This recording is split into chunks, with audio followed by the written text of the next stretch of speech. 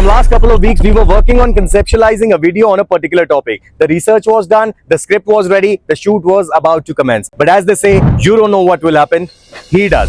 Suddenly, a news breaks. L&T, who was fighting from last 2 years for Sector 128 JP Vistown land parcel, comes out clean.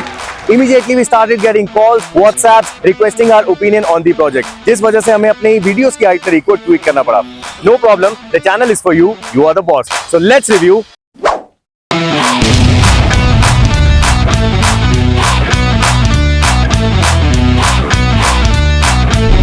In all my videos, I usually spend about 2 minutes in explaining the project's location and developer's profile, but today we will deliberately avoid that and save those 2 minutes. Sector 128 as a location and L&T as a developer require no endorsement whatsoever. So let's head straight towards reviewing the project. L&T Green Reserve is going to be a part of prestigious JP Vistown Noida Expressway. Vistown is an 1100 acres township consisting of high-rises, plots, villas, schools, hospitals, basically everything that a mini city needs. Apart from all this, इस township में एक चीज ऐसी भी है जिसका इस्तेमाल तो काफी कम लोग करते हैं, बट फिर भी इसके लिए पैसे खर्चने के लिए टेम्प्ट हो जाते हैं. And that is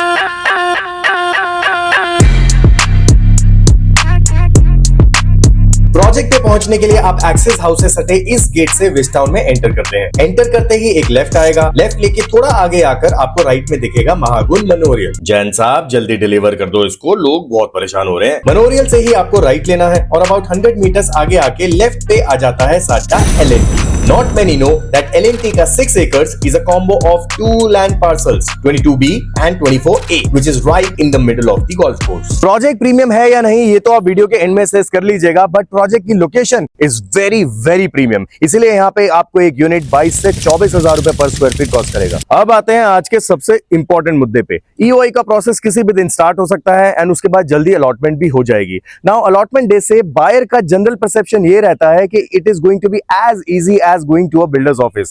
2 cup coffee के साथ तसल्ली से प्रोजेक्ट की प्रेजेंटेशन लेंगे और पसंद की यूनिट लेके चुपचाप घर आ जाएंगे. बट अनफॉर्चुनेटली ऐसा नहीं होता. ज्यादा अकाउंटर्स, नैरो बेस और ब्रोकर्स और स्टाफ की जबरदस्ती की भीड़. जानबूझकर एक क्लमजी माहौल क्रिएट किया जाता है ताकि आप इतनी भसड़ देख के एक फोमो और एक अर्जेंसी में आ जाएं और एक डिसीजन ले लें. फिर क्या, स्टाफ आपको एहसान मार के 5 मिनट की टाइमलाइन के साथ 1-2 यूनिट की ऑप्शन देता है और आप भी मन मार के अलॉटमेंट करा के घर आ जाते हो. घर आके आपको पता चलता है that you could have chosen a better unit. But इस बार ऐसा नहीं हुआ. आज की हमारी ये वीडियो आपको उसी अलॉटमेंट दिन की तैयारी करवाने के लिए बनाई जा रही है. प्रोजेक्ट में आपको कौन सा टावर, कौन सी यूनिट, कौन सी फेसिंग ऑप्ट करनी चाहिए. I am gonna give you projects complete presentation which will empower you to do that. अब यूनिट ऑप्शन सेल्स वाला आपको नहीं, आप सेल्स वाले को दीजिएगा. टावर्स एंड यूनिट स्पेसिफिकेशन जानने से पहले प्रोजेक्ट्स के कुछ इंपॉर्टेंट वेयरअबाउट्स के बारे में बात कर लेते हैं. सभी टावर्स के यूनिट्स का टोटल मिलाकर आता है 600. Now very frankly 100 units per acre is too much to call this project an ultra luxury.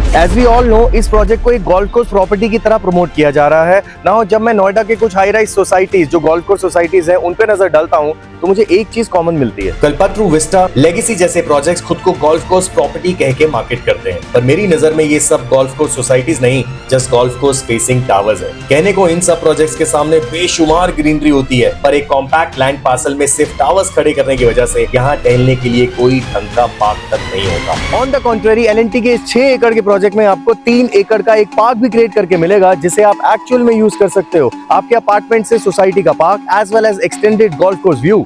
Best of both worlds. L&T ने एमिनिटीज पे भी खासा ध्यान देते हुए 65,000 स्क्वायर फीट का एक क्लब भी डिजाइन किया है which will be loaded with all possible modern amenities. Now let's decode the towers and unit specifications. First come first, let's understand the directions. This is north, this is east, ये है south and ये west. Project का site map है ये. 6 acres में 4 towers construct किए जाएंगे. Tower 1, 2, 3 and 4. सभी टावर्स 45 स्टोरीज की हाइट के होंगे. पूरे प्रोजेक्ट में सिर्फ 4 कैटेगरीज के यूनिट्स प्लान किए गए हैं. 2850 स्क्वायर फीट का L size 3 BHK plus servant, 3100 square feet का XL size 3 BHK plus servant, 3550 square feet का 4 BHK plus servant, 5100 square feet का L size 5 BHK plus servant and the biggest size is gonna be 5700 square feet का extra large 5 BHK plus servant. Tower 1 is being projected as the most premium tower of the society and will have 2 units per floor with support of 6 lifts. दोनों ही units आपको front and back, that is east and west, दोनों side का view provide करेंगे. This wing is called 5 BHK Royal, which would have 5200 square feet units, and this one is called 5 BHK Regalia, having 5700 square feet units. Now, is bigger always the better? Not necessarily. आपको शायद सुनकर अजीब लगे, मुझे 5200 square feet का unit 5700 square feet से far superior लगा। 5700 square feet में 3 प्लसेस तो हैं, पर 3 बिग माइनसेस भी हैं। प्लसेस हैं एक सेपरेट फैमिली लाउंज, एक extra store room and apartment का कॉर्नर यूनिट होना। और माइनसेस पे नजर डालूं तो पहला नेगेटिव मुझे लगा घर में घुसते ही टॉयलेट। एंटर करते ही टॉयलेट होना होटल्स में तो ठीक लगता है, पर घर में घुसते ही आपका टॉयलेट से स्वागत हो can put you and your guest of. Second negative is the placement of these units wing. Society के सबसे बड़े यूनिट्स के नीचे पार्किंग रैंप, पार्क का सबसे नैरो स्ट्रेच, सामने एंट्री एग्जिट का होना शायद प्रीमियम बायर्स को पसंद ना आए। Third negative is the placement of balcony decks. Golf course इधर है एंड इधर है, पर डेक्स यहाँ दिए गए हैं जो प्रोबेबली फ्यूचर में पड़ोसी सोसाइटी टावर्स को फेस करेंगे। On the other hand, the buyers of 5200 square feet unit would be able to enjoy their coffee with a golf course view. Isn't it strange? कुल मिला के 5 BHK यूनिट्स को मुझे लगता है टावर 2 या 3 में प्लान होना चाहिए था, नहीं? आपको क्या लगता है? कमेंट्स में जरूर बताएं। Now let's talk about the rest of the towers. Towers 2, 3 and 4 have same biceps and chests. They are actually triplets. In towers में एक फ्लोर पे 4 यूनिट्स के साथ 7 लिफ्ट्स फंक्शन करेंगी।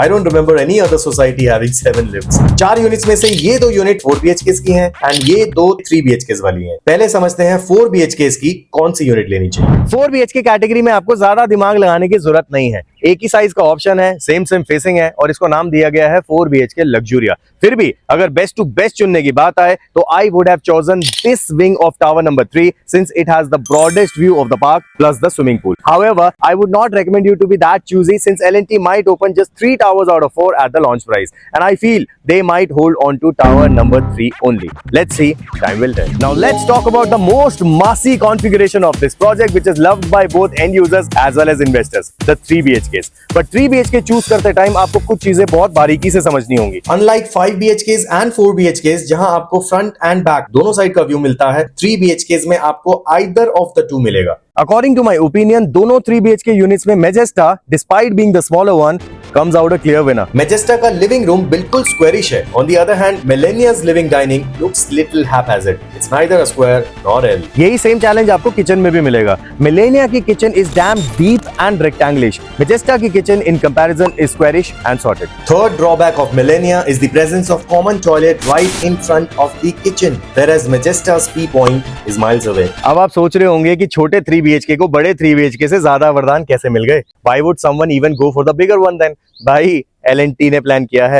दोनों में एक डिस्टिंक्टिव डिफरेंस है जो शायद आपको कोई नहीं बताएगा। जब आपने किसी ब्रोकर से पूछा होगा कि दोनों यूनिट्स में से बेटर व्यू किसका आएगा, तो आई एम श्योर आपको बताया गया होगा कि दोनों यूनिट्स का व्यू तो बहुत अच्छा है, दोनों से गोल्फ कोर्स दिखता है, but let me tell you, this might not be true. Millennia units जो ईस्टर्न गोल्फ कोर्स को फेस करते हैं would forever have this view to themselves. However, Majesta's units जो अभी वेस्टर्न गोल्फ कोर्स को face करते हैं, इनके ऑपोजिट इनलैंड पार्सल्स पे मोस्ट लाइकली हाई राइजेस आएंगे जो आपके गोल्फ कोर्स व्यू को खत्म कर सकते हैं। और अगर ऐसा हुआ तो आपका यूनिट महज एक रोड फेसिंग यूनिट माना जाएगा। So that's all I had in today's video. Hope you have managed to establish some conclusions out of it which might help you decide on your unit in L&T. अब ये सोचिए, जब हम एक video के लिए इतना डीप एनालिसिस करते हैं तो आप और हम जब L&T के सामने इकट्ठे टेबल पे बैठेंगे तो कितना कॉशियस डिसीजन लेके यूनिट उठाएंगे। Attach the form in the comment section. If you're interested, you may choose us as your companion. Once again, thank you very much for being so vocal and expressive in your feedback. We are super pumped up with all the love that you guys are pouring in. Next are Jacob & Co, Godrej Panvel, something in Goa. So there's so many exciting opportunities we are working on. Stay hooked. Love you.